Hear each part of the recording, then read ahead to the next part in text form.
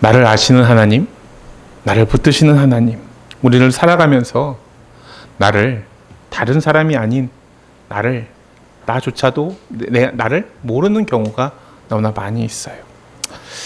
내가 나를 모를 때가 많이 있다라는 거예요. 그 유행가가 하나 생각나죠. 네가 나를 모르는데 나는 너를 알겠느냐. 웃으시는 분들은 다 한 소시적에 좀 놀아보셨던 분들이에요. 제가 어렸을 때 이 노래가 참 유행했었거든요. 그래서 우리는 생각해요. 간혹 어떤 것이 내 모습일까?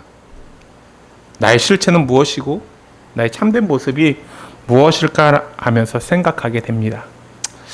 어떤 사람은요, 자신이 생각하기에 내가 별로 좋은 사람이 아닌 것 같아요. 근데 다른 사람에게 아주 좋은 사람으로 각인되어 있습니다. 반대로 나는 정말로 좋은 사람이라고 생각하는데 다른 사람에겐 잘못된, 아주 나를 나쁜 사람으로 인식되어 있기도 합니다. 이처럼 내가 아는 나가 있고요. 다른 사람이 아는 나가 있어요. 서로에 대해서 좋게만 생각했었던 사람들이요, 서로 사랑하게 돼요. 그런데 서로 대해서 잘 모를 때는요, 사랑하다가도 서로를 잘 알고 좀만 알고 나면 미워하는 경우가 있습니다. 결혼 생활할 때 어떻습니까? 내가 저 사람을 잘 안다라고 생각해서 결혼했잖아요. 결혼하고 살다 보니까 이 사람에 대해서 아는 것보다 모르는 것이 너무나 많아요. 그러다 보니까 어떻게 해요? 서로 미워하게 되고 서로 짜증나게 되고 서로 화를 내게 돼요. 결혼하기 전에는 저 사람이 참 집안일도 잘하고 현모양처처럼 살 것이다라고 생각했지만 살아보니 웬걸 저렇게 더 이상 말은 생략할게요. 그런 경우도 있어요.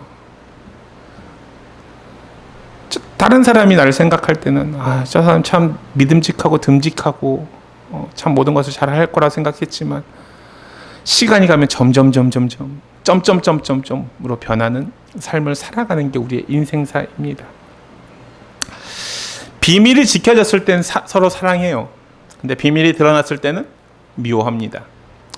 야, 이건 너만 아는 비밀이야 라고 얘기하면서 비밀을 얘기하지만 그때는 서로 좋아 죽고 못 살아요. 근데 그것이 나중에 되면 그것으로 인해서 미움이 생기게 되죠. 쌍방이 마찬가지예요. 그 사람의 비밀을 알면요, 사랑하지 않는다거나 다른 사람이 나의 모습을 안다라고 느껴질 때 그 사람이 나를 미워하게 되는 경우를 우리는 종종 발견하게 됩니다. 이렇듯 우리는요, 내 약점을 아는 사람을 사랑할 줄 몰라요.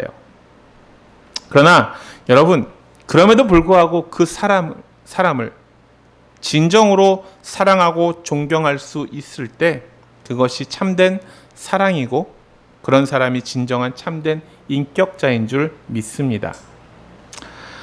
만에 하나 다른 사람은 다 몰라도요, 하나님께서는 나를 다 알고 계세요. 장점만이 아니라 단점까지도 우리를 잘 알고 계신다라는 거예요. 나쁜 점도 아시고요, 좋은 점도 아시고요, 추악하고 잘못된 모습들 다 알고 계세요.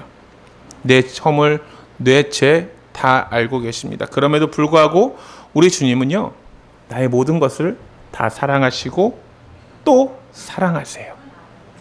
그래서 시편 103편 14절 말씀에 이렇게 말씀하고 있습니다.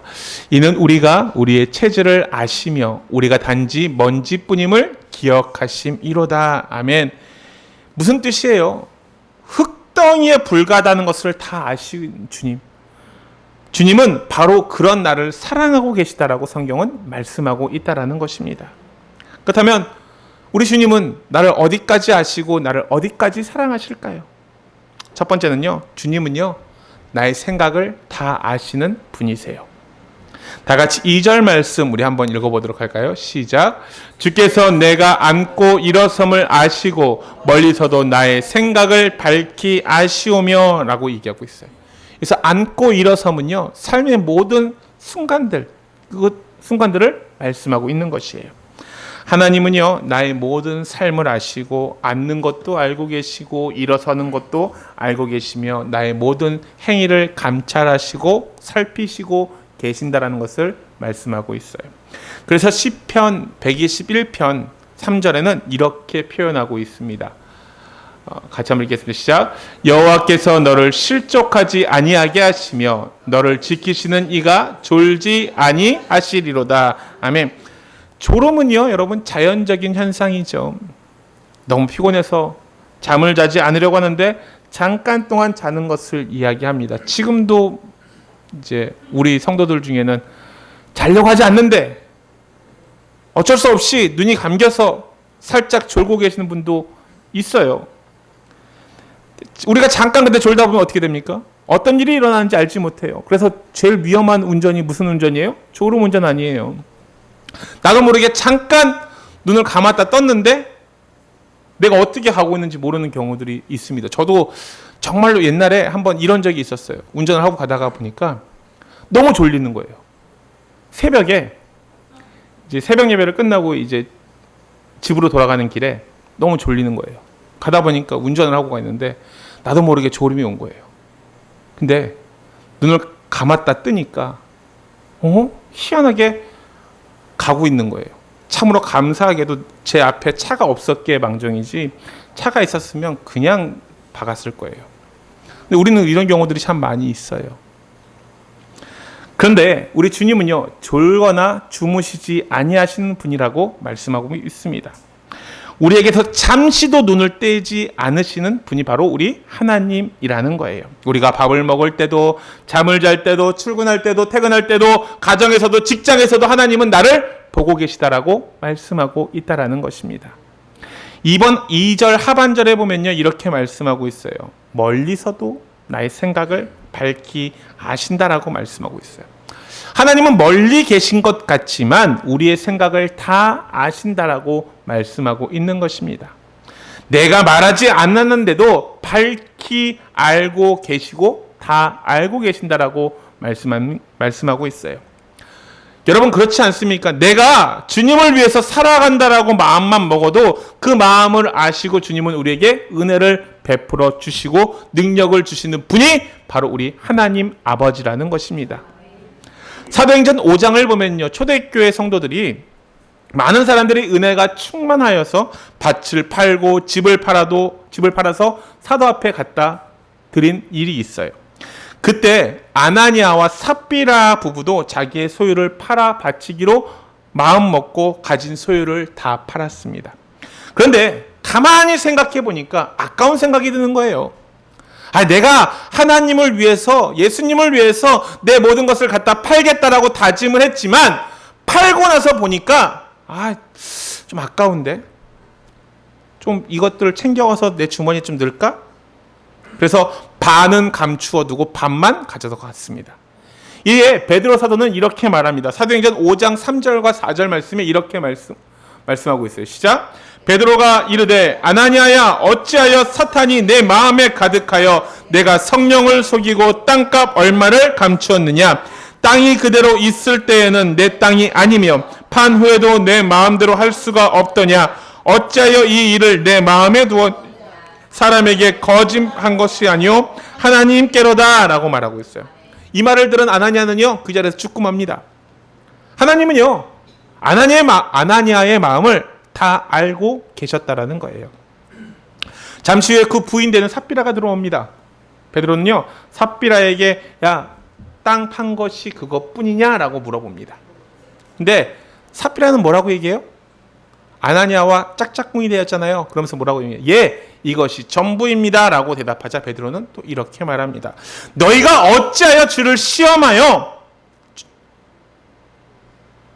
사랑하고 있느냐? 어차피 꾀를 내어서 주를 시험하느냐라고 말하고 호동칩니다. 보라, 내 남편을 장사하고 오는 사람들의 발이 문 앞에 이르렀으니 또 너를 메어 나가리라 라고 이야기합니다. 얼마나 무서운 말이에요. 그 말이 떨어지자마자 삽비라도 그 자리에서 죽고 맙니다. 여러분, 우리가 하나님 앞에 과연 무엇을 숨길 수 있을까요? 그 조그만 것을 숨길 수 있다고 한다 할지라도 그것은 결단코 불가능한 일이라는 거예요. 사람은 몰라요. 내가 무엇을 숨기고 어떤 마음을 품었는지 전혀 알지 못합니다. 근데 우리 하나님은요, 알고 계세요. 그러므로 우리는 언제나 주님을 생각하고 거룩한 것을 생각해야 할 줄 믿습니다. 나쁜 생각, 또한 잘못된 생각이 있으면 그렇게 생각하는 것 자체를 온전히 바꿔야 된다라는 것이에요.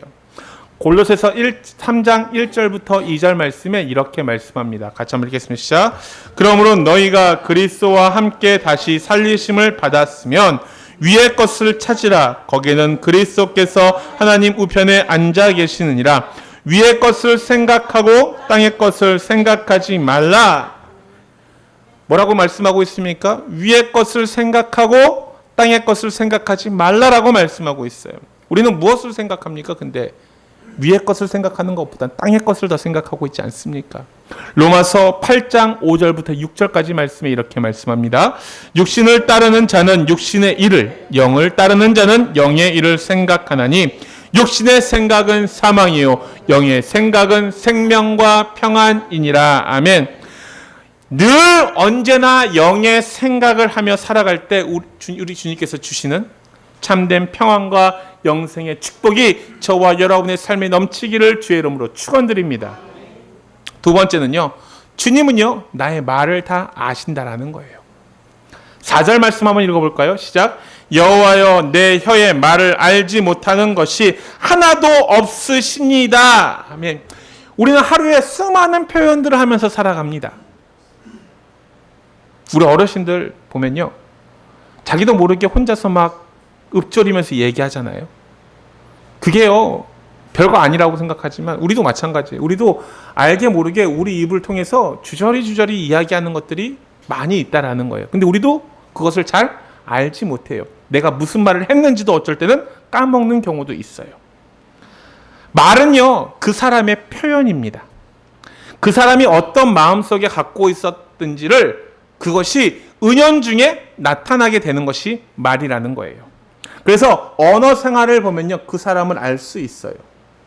우리가 쓸데없는 말을 하건 쓸모 있는 말, 선한 말을 하건 다 주님께서 아신다라는 거예요. 혹 사람은 속일 수 있습니다. 감언이설로 정말 달달한 말로 사람을 속일 수 있어요. 근데 우리 주님은요 우리의 말의 의미를 다 아시고 어떤 생각에서 나오는 말인지 다 아신다라는 거예요. 내 혀도 미처 알지 못하고 내 입속에 있는 어떤 그 말까지도 다 아신다라고 말씀하고 있다라는 거예요. 이처럼 이 모든 것을 우리 주님께서 다 알고 계신 이유는요 다름이 아니라 나를 주님께서 둘러싸고 계시기 때문이라는 것입니다. 본문 5절 말씀을 보면요 이렇게 말씀하고 있습니다. 시작. 주께서 나의 앞뒤를 둘러싸시고 내게 안수하셨나이다 라고 기록하고 있어요. 여기서 둘러싸고 있다는 말은요 추루라는 뜻이에요. 그 뜻은 밀다, 압축하다, 누르다라는 뜻을 가지고 있어요. 무슨 의미인가 하면요 성을 완전히 포위하고 피할 길이 없는 상황을 이야기하고 있다라는 거예요. 즉 우리 주님은요 나를요 앞뒤로 밀착하여 포위하고 계시기 때문에 우리의 형편을 너무나 잘 알고 계신다라는 거예요. 시편 121편 5절 말씀에 이렇게 말씀합니다. 여호와는 너를 지키시는 이시라. 여호와께서 내 오른쪽에서 내 그늘이 되시나니라고 말씀하고 있어요. 그늘이 무엇이에요? 쉽게 말하면 그늘은 그림자를 이야기합니다. 그림자는요 항상 실제가 붙어서 실제를 따라다니는 거예요. 그렇지 않습니까? 우리가 어디를 가든지요 그림자가 있어요. 지금도 여러분 그림자가 있습니다. 그늘은 실제가 어디를 가든 항상 따라다녀요. 잠시도 떨어져 있잖아요. 내가 여기 있는데 그림자가 저기 있을까요? 그렇지 않거든요. 같이 있거든요. 어디든지 함께 간다라는 거예요. 이처럼 주님이 우리와 함께 하심으로 우리를 너무나 잘 알고 계시다라고 말씀하고 있는 것입니다. 그런데도요 우리는 말을 얼마나 함부로 하는지 몰라요. 그래서 많은 죄를 짓는 게 거의 입으로 나오는 말이 대다수입니다. 이사야는요 성전에서 하나님을 만났을 때 이사야 6장 5절 말씀에 이렇게 말씀합니다. 같이 한번 읽겠습니다. 시작. 그때 내가 말하되 화로다 나여 망하게 되었도다. 나는 입술이 부정한 사람이요 나는 입술이 부정한 백성 중에 거주하면서 만군의 여호와의 신 왕을 배웠음이로다 하였더라. 여러분 선지자로 소명받는 첫 자리에서 첫 고백이 입술의 문제였다라는 것은요, 우리로 하여금 많은 것을 깨닫게 해요. 이는요, 이사야의 문제가 아니라 우리 모두의 문제라는 것입니다. 입술, 요놈의 입술이 문제라는 거예요. 야고보 사도는요, 야고보서 3장 8절에 이렇게 말하고 있습니다. 혀는 능히 길들일 사람이 없나니 쉬지 아니하는 악이요 죽이는 독이 가득한 것이다 라고 말하고 있어요. 여러분 모르시죠? 혀는요, 입을 다물고 있어도요, 이 안에서 자동적으로 움직여요. 내가 지금 여러분 이 말을 했기 때문에 의식적으로 멈추고 있거든요. 근데 자세히 보면요, 혀가 입 안에서 움직이는 것을 우리는 볼 수 있어요. 우리의 혀가요, 아무리 교육받고요, 또한 수양을 하고 조심해도 잘 되지 않으니 어떻게 해야 될까요? 우리는 얼마나 많이 이 짧은 혀로 남의 마음을 상하게 했고 얼마나 가슴을 후벼 팠습니까? 이 혀로 말미암아 상처를 주는 사람, 이 혀로 말미암아 자신과 자식의 길을 막고 있는 사람, 이 혀로 인해서 가정이 파탄이 되고 이웃관계가 엉망이 된 사람들이 얼마나 많이 있는지 몰라요. 그래서 야고보서 1장 26절에 혀를 어떻게 하라고 얘기해요? 재갈을 물리라라고 말하고 있어요. 혀에다가 재갈을 물리라는 거예요. 근데 염려스러운 것은요, 우리가 입으로 실수할 때 그것을 모르는 때가 많지만 우리 주님은 다 알고 계신다라는 거예요. 이사야가 하나님 앞에서 부정한 입술로 괴로워하고 있을 때 주의 천사가 제단에 핀 스스로 이사야의 입술에 갖다 대면서 보라, 이것이 내 입에 닿았으니 악이 제하여졌고 내 죄가 사하여졌느니라 라고 말하고 있습니다. 그 후에 어떻습니까? 이사야는요, 달라져요. 부정한 입술의 사람이 아니라 하나님의 말씀을 전하는 거룩한 입술의 사람으로 변화되었다라는 거예요. 그러므로 오늘날 우리 성령의 불로 우리의 입술을, 혀를 온전히 태워야 버려야 된다는 거예요. 여러분, 주의 복음을 전하는 입술, 남에게 힘과 용기와 능력을 덧입혀주는 입술, 남을 죽이는 입술이 아니라 남을 살리는 입술이 되기를 주의 이름으로 축원드립니다. 우리 성도들은 안 그럴 거라 생각이 들어요. 여러분, 그런 것들은 좋은 게 없어요. 자연스럽게 나를 드러내는 거 필요 없습니다. 사람들이 알면 무엇합니까? 시험만 들 뿐이죠. 안 그렇습니까? 내가 무엇을 했다, 무엇을 얻었다, 받았다, 이런 것들 자랑할 필요 아무것도 없어요. 그렇다고 해서 여러분 기분이 좋아집니까? 그 말은요, 죄악이에요. 남들로 하여금 내가 조금 더 당신보다 많은 것을 가졌어라고 이야기하는 우월감에서 나오는 것뿐이라는 거예요. 진정으로 그 사람을 생각하고 위한다면요, 내 이야기를 하는 것보다 그들의 이야기를 듣고 공감해 주는 것이 가장 중요한 것이에요. 그렇기 때문에 말을 많이 하는 것보다 그들의 말을 들어주는 것이 더 유익이라는 것입니다. 그렇게 우리는요, 내 자랑할 필요 없습니다. 내가 가지고 있는 것, 내가 있는 것들, 내가 부족한 것들 다 얘기할 필요 없어요. 무엇 하면 됩니까? 그냥 말로써 죄를 지을 바에는 차라리 말을 하지 않는 것이 더 복되다라는 거예요. 속으로는 열불이 막 나도요, 그것을 밖으로 표현할 게 아니라 속에서 삭히면 돼요. 삭히면 됩니다. 세 번째는요, 주님은 우리의 행동을 다 아시는 분이세요. 보디발의 아내가 요셉을 유혹했을 때 주변에는 아무도 없었어요. 주인도 없었고요, 하인들도 없었고 보는 사람도 없었습니다. 그냥 요셉이 눈 딱 감고 범죄를 저지르면 보디발의 아내와 자기밖에 모르는 죄를 범할 수 있었어요. 아무도 모릅니다. 근데요, 요셉은요, 이렇게 말합니다. 내가 어찌 이 큰 악을 행하여 하나님께 죄를 지으리까라고 말하고 있어요. 창세기 39장 9절 말씀에 이렇게 말씀하고 있는 거예요. 아무리 보는 사람이 없다 할지라도 내가 하나님 앞에서 이런 악한 행동을 하는 것이 옳지 않다라는 것을 선포하면서 나는 이렇게 하지 않겠습니다라고 말하고 있는 것입니다. 요셉은요, 사람의 눈보다 하나님의 눈을 더욱더 무서워했어요. 신앙의 성숙은요, 사람의 시선을 두려워하는 것이 아니라 하나님의 임재를 의식하는 데 있다라는 거예요. 요즘에는 어디든지 CCTV가 다 있어서 우리가 무엇을 하고 있는지 다 보이잖아요. 근데 사각지대라는 것이 존재하거든요. 근데 우리 하나님은요, 사각지대가 없으시는 분이세요. 세상의 눈은요, 사각지대가 보이고요. 우리는 앞만 보기 때문에 뒤는 보지 못해요. 뒤는 사각지대죠. 그렇죠? 아무리 눈이 시력이 발달됐다 할지라도 이 뒤에는요, 보이지 않아요. 내 뒤에 있는 모습들은 지금도 보이지 않는다라는 거예요. 그러나 우리 하나님은요, 사각지대가 없으세요. 안 보이는 곳이 없으시다라는 거예요. 언제나 어디서나 우리를 지켜보고 계세요. 그렇기 때문에 우리가 그 사실을 의식하고 살아가지 못할 때가 너무나 많이 있다라는 거예요. 나 혼자 있으니까. 보는 사람이 아무도 없으니까 죄를 지어도 되겠지 생각합니다. 여러분, 신앙이란 무엇일까요?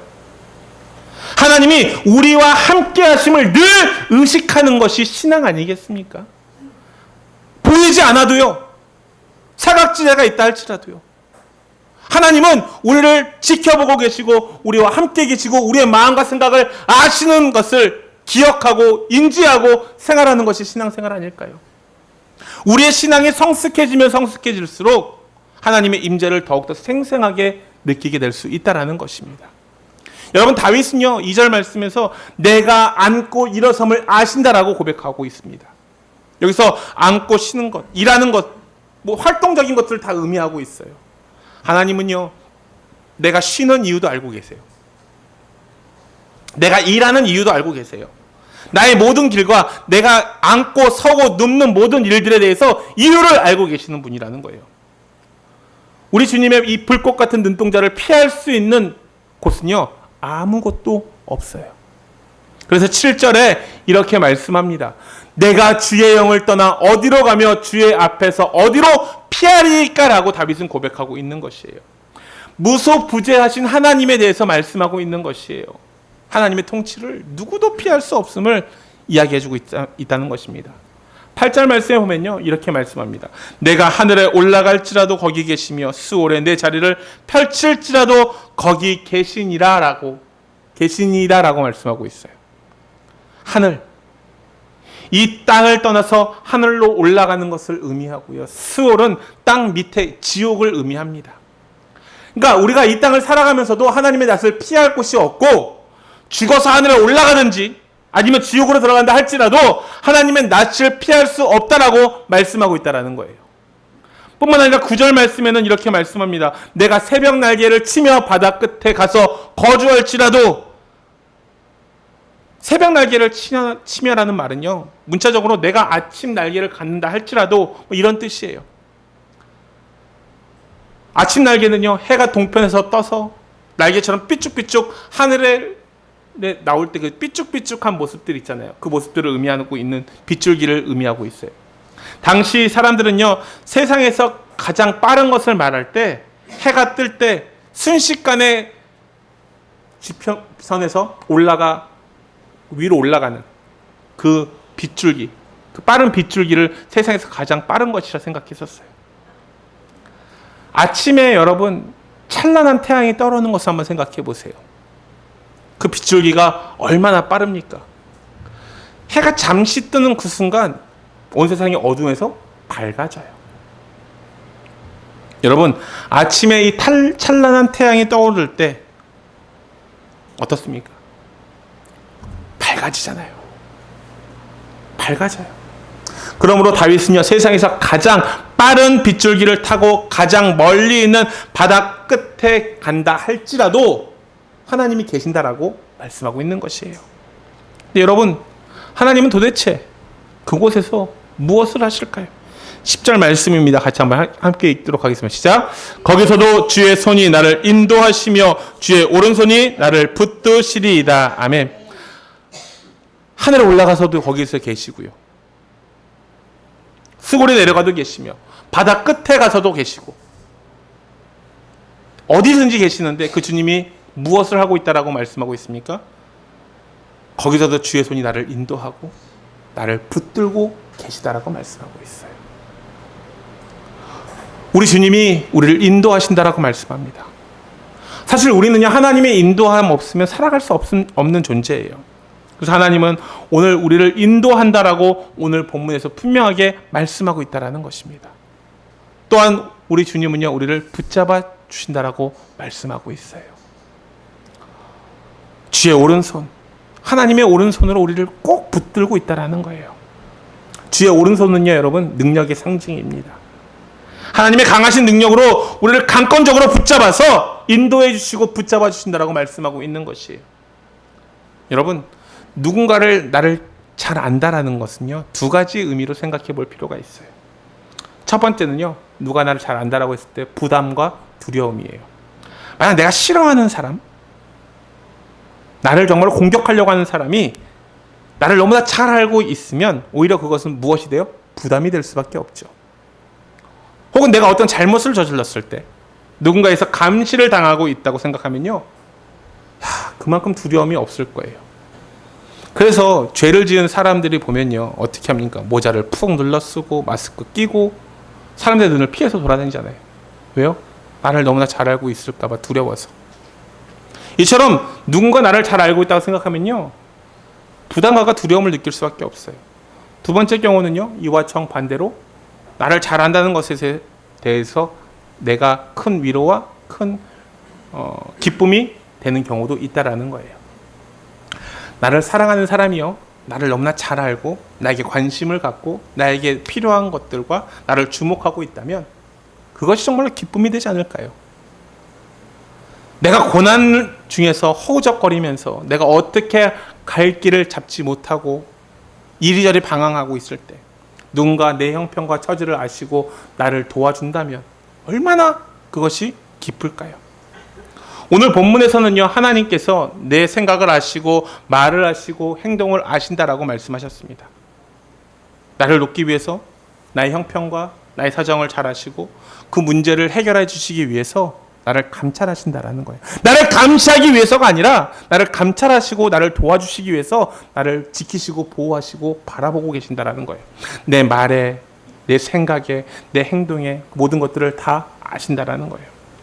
다윗은요, 자기 자신이 힘들고 어려울 때마다 그를 돕고 계신다는 사실을 알고 있었어요. 하나님께서 감시자가 아닌 돕는 자로서 다윗을 도와주고 계신다는 것을 깨달았다는 거예요. 그것을 확신하게 될 때 다윗은요, 그 은혜에 대해서 감사하고 감격하지 않을 수가 없었다라는 거예요. 그래서 오늘 첫 부분에 다윗은 이렇게 고백하지 않습니까? 주님이 나에 대해서 어떻게 그렇게 잘 알고 계십니까? 나도 잘 모르는 부분까지 나를 너무나 잘 알고 계시니 내가 그냥 놀라울 뿐입니다 라고 고백하고 있습니다. 여러분, 우리 사랑하는 하나님께서는요, 나의 형편과 상황들을 누구보다 잘 알고 계세요. 다른 사람은 모르지만요, 우리 주님은 나를 알고 계시다라는 거예요. 마태복음 10장 30절 말씀에 보면요, 심지어 우리의 머리털까지 하나도 주님께서 아신다라는 거예요. 나에 대해서 전혀 모르는 것이 없다라고 말씀하고 있습니다. 요나가 하나님의 명령에 불순종해서 니느웨로 가지 않고 다시스로 가는 배를 탄 것도 하나님이 아셨어요. 또한 배 밑창에 누워서 능청스럽게 잠을 청하고 있을 때도 하나님이 아셨다라는 거예요. 아간이 하나님의 말씀에 불순종하고 시나산에서 아름다운 외투 한 벌과 근 200세겔과 금덩이를 몰래 취해서 자기 장막에 숨겨놓았을 때에도 하나님은 알고 계셨다라는 거예요. 하나님은요, 나의 생각과 나의 말들, 모든 것들을 다 알고 계세요. 나의 말을 아시고 나의 모든 행동까지 알고 계신다라는 거예요. 여러분, 이런 사실이 혹시 하나님 앞에서 부담되지 않으십니까? 나를 너무나 잘 알고 있는 분, 가까이 가지면 안 되겠는데 생각하고 계시지 않으십니까? 만약 그렇다면요, 그런 마음이 든다면 여러분이 지금 잘못된 길을 가고 있기 때문에 그렇다라는 거예요. 여러분, 이거는요, 하나님이 원하시는 바가 아니에요. 야, 내가 너에 대해서 잘 알고 있어, 그래 걱정 마 라고 말씀하고 있는데 우리는 나를 너무 잘 알고 있으니까 나를 어떻게 하는 거 아니야?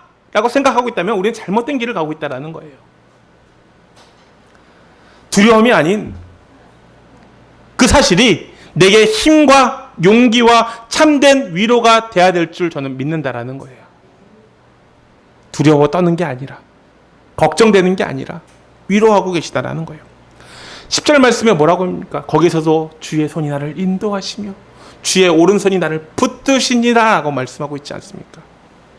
내가 믿음만 가지고, 내가 주님을 온전히 믿겠다, 믿음의 생각만 가지고 있다고 했을 때 그것을 행하고자 하는 마음만 먹어도 하나님은 우리의 마음과 생각을 기뻐 여기시고 우리를 은혜 베풀어 주시기를 원하고 계신다라는 거예요. 나의 모든 것을 다 아시는 이 주님은요, 우리의 연약함을 긍휼히 여겨주시고 또한 우리에게 용기를 주시며 강하게 해주시기를 원하고 계신다라는 거예요. 나에 대해서 모르는 것 없는 하나님 앞에서 우리가 여러분 무엇을 숨길 수 있습니까? 전지전능하신 하나님 앞에서 우리가 무엇을 숨길 수 있어요? 아무것도 숨길 수 없지 않습니까? 그러므로 우리의 입술을 열어서 아뢰기만 하면 하나님은요, 우리의 모든 것들을 아시고 들으신다라는 거예요. 누구누구야? 힘들지? 어렵지? 힘든 상황 가운데 있지? 내가 너를 도와줄게. 내가 너를 힘들게 하는 게 아니라 도와주기 위해서 여기 있음을 기억하길 바란다. 네가 말하는 모든 것, 생각하는 모든 것, 행동하는 모든 것 내가 아니까 너는 나에게 아뢰기만 하면 돼. 나에게 요청만 하면 돼. 라고 우리에게 말씀하고 있는 주님의 음성을 들으시길 바랍니다. 그러므로 여러분, 주님이 나와 함께하고 있기에, 주님이 나와 동행하고 있기에 우리는 두려워할 것이 아니라 주를 의지하며 주와 함께 그 모든 것들을 이겨나가고 승리의 기쁨들을 누리며 살아가는 저와 여러분의 삶 되시기를 주의 이름으로 축원드립니다. 여러분, 내가 믿고 신뢰하는 하나님은요, 나를 너무나 잘 알고 계세요. 그분이 바로 나의 주, 나의 하나님이세요. 여러분, 언제 어디서나 무슨 일을 만나든지 나보다 나를 더 잘하시는 주님만을 바라보시고 그분의 인도하심을 따라 이 험한 세상을 담대히 이기며 나아가는 저와 여러분의 삶 되시기를 주의 이름으로 축원드립니다. 기도하도록 하겠습니다.